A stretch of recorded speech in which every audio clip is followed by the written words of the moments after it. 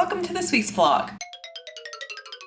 I am just terrible at flipping pancakes. So a few months ago I bought these things. And speaking of things I bought a while ago, mini bananas. Looks like a baseball glove. So my goal today is to make a 3-ingredient pancake. Will it work? I don't know. Lucky for us, my water cooler's dying, so. Oh my god, stop it.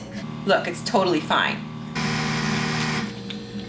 Well, that's good. I mashed up the 5 mini bananas by hand, half a cup egg whites, 3 tablespoons. According to my taste buds, the Whey DNA is the best tasting vanilla flavored protein powder on the market, and you can get this courtesy of my sponsors BSN and bodybuilding.com. Half a scoop.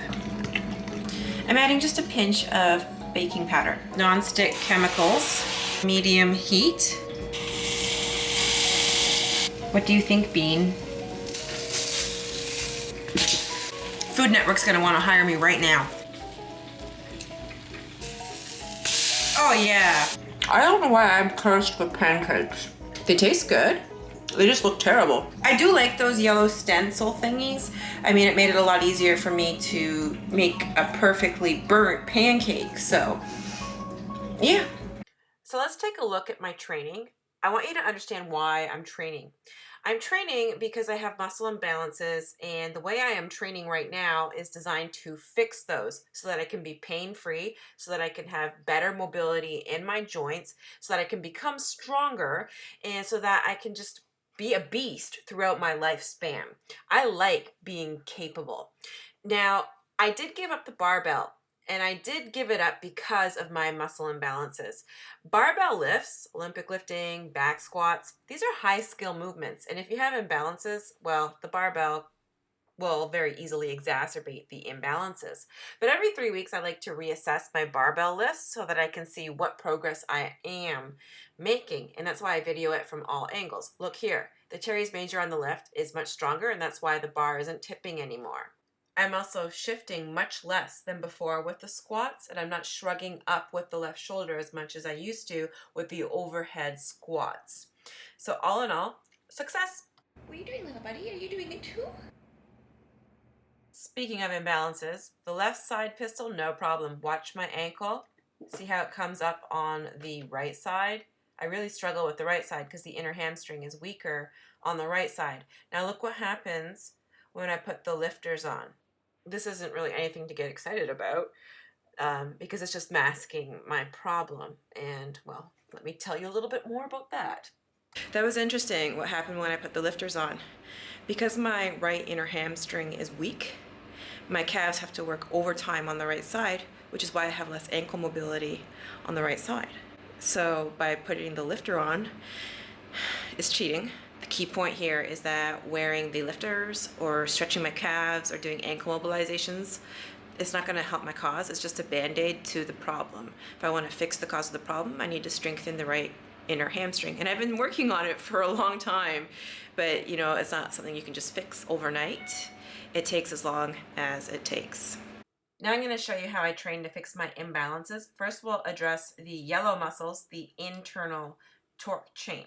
Let's kick it off with Dimmel deadlifts. These are partial range of motion deadlifts designed to really target the inner hamstrings. I'm really using my external obliques. You will never see me overarch my low back.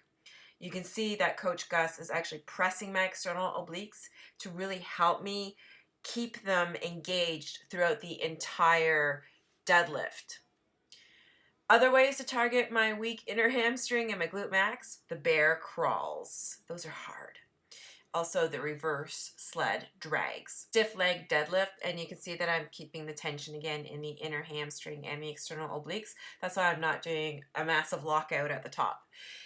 These are the conventional deadlifts, and watch the low back. Again, you can see my external obliques are engaged. You'll never see me overarch the low back. That would be squatting the deadlift. I do it with odd objects in one hand as well. Very functional to do it this way. Let's take a look at some overhead work. This is the Sloth Viking press. Now, every time I press overhead, I have to be very careful not to let my left upper trap take over. See the photo on the left there? That's the left upper trap being dominant. Why does that happen? Well, because The teres major, the lat, and the pec are weak on that side, so the upper trap decides to compensate on behalf of those weaker muscles. So that means we can fix this problem by strengthening the teres major, the lat, and the pec major. So whenever I press overhead, I'm being very careful not to shrug up. I'm thinking of engaging the lats, and I'm thinking of keeping the pecs engaged the whole time too. Front rack carries, those are hard. So for the handstand holds, I like to do them facing the wall because that forces me to maintain internal torque, meaning I'm using the pec major, the teres major, my external obliques are engaged. You can see the improvements with the left arm there. That arm tends to buckle because, well, the teres major, lat, and pec are weak on that side. Here I'm doing pec fly openers. I'm trying to do everything I can to strengthen the pec, especially on the left side, because we know it's delinquent. Now, when I do this opener, I make sure the pec is indeed engaged throughout that full range of motion and that the external obliques are also engaged. These are other techniques I do to try and wake up my pecs. So I'm squeezing the ball and I'm really thinking of making that left pec fire. And I do it walking, I do it through range of motion doing bicep curls. You can use a kettlebell too. And you name it, I'm doing it. Push-ups. Now, I should have been a little bit more forward, so watch in the next clip how I move forward. Okay, ready? Here I go. Aha! Like that. Let me tell you, push-ups are hard when you have one pec that doesn't fire like the other. I drop it down to my knees to scale it. I also scale it using a bench. And when your muscle is weak, it feels really achy and sore when you're trying to make it fire. I also do sandbag floor press. You saw the trick I did to get into it. Watch again. I grab it, I roll over with it, then I kick it up. Notice my legs are extended out in front of me. This is to minimize leg drive. So that's just a fancy way of saying you have to use your pecs more. You can't cheat with your legs. How else do I target my pecs? Well, I use my rings and I get into the bottom of a push-up position. I'm really using my external obliques and my pecs here. I also do it through the full range of motion. And of course, the rope pulls that I can do in my living room without a sled. I use a device called the Genie. It's portable. Cats love it.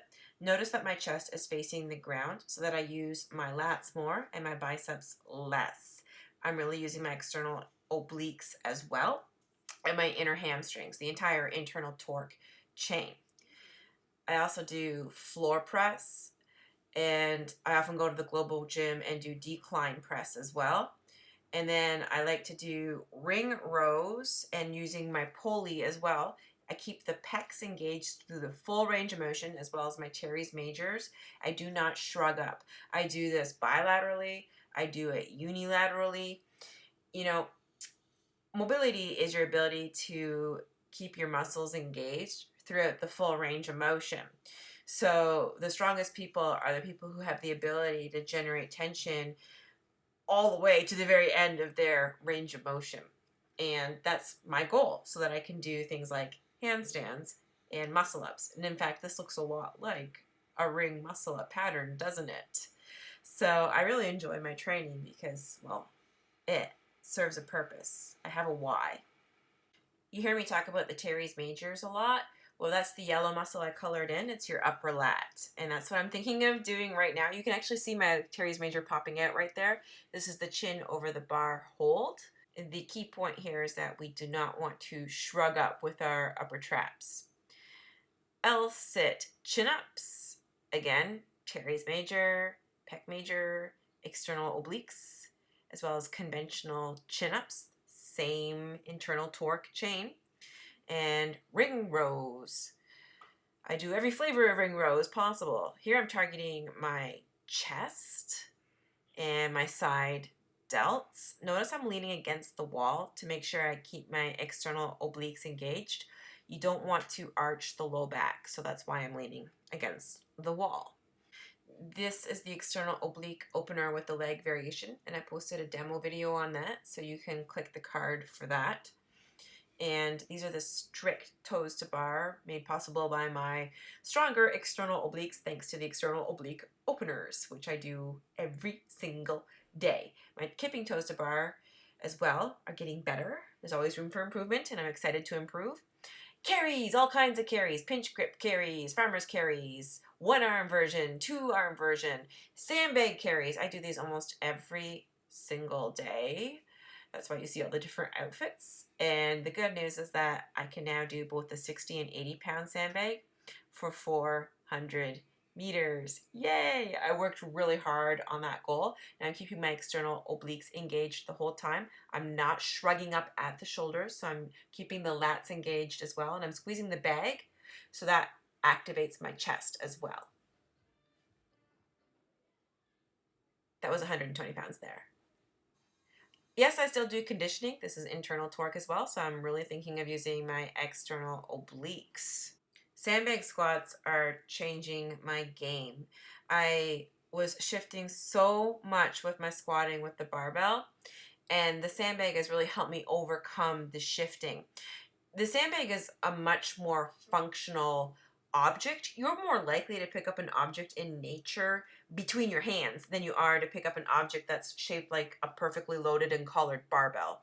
The barbell distributes the weight outside the body, so that can facilitate improper movement patterns, especially when you already have imbalances. It exacerbates it.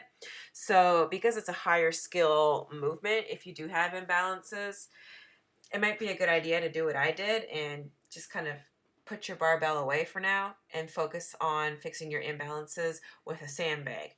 And then eventually you can go back to the barbell. So the sandbag, I have to concentrate when I do it.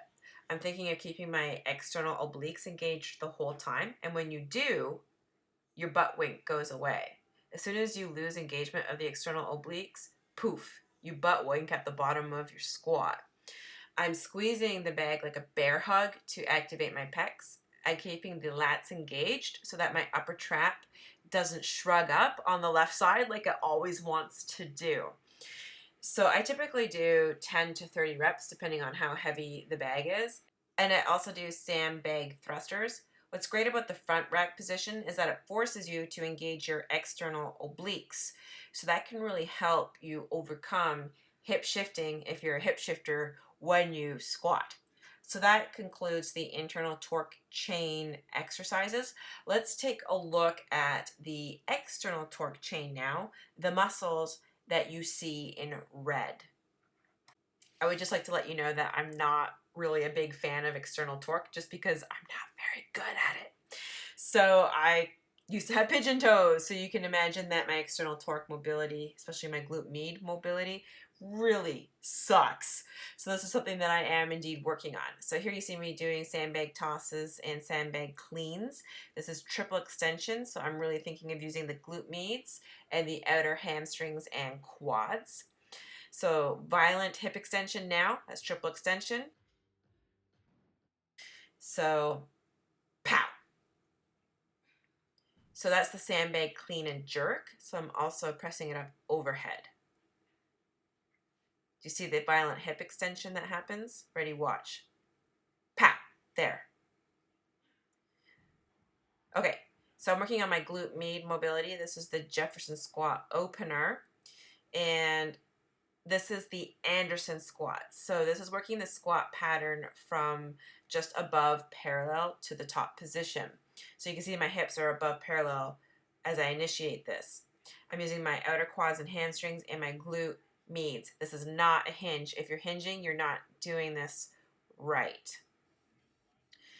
This is the sumo deadlift off the floor. And again, this is not a hinge. It is on the way back down, but on the way up, this is not a hinge. It's a squat pattern. And I find it very challenging to do it from the floor. So as it gets heavier, did you notice we raise it up to the blocks?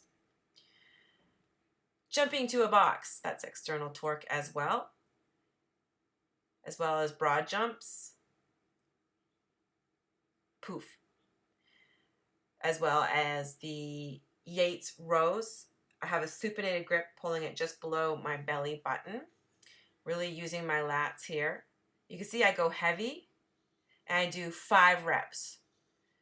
Whenever I do external torque exercises, it's always 5 reps and as heavy as I can. When I'm doing internal torque, it's typically to failure, so anywhere from like 12 to 30 reps.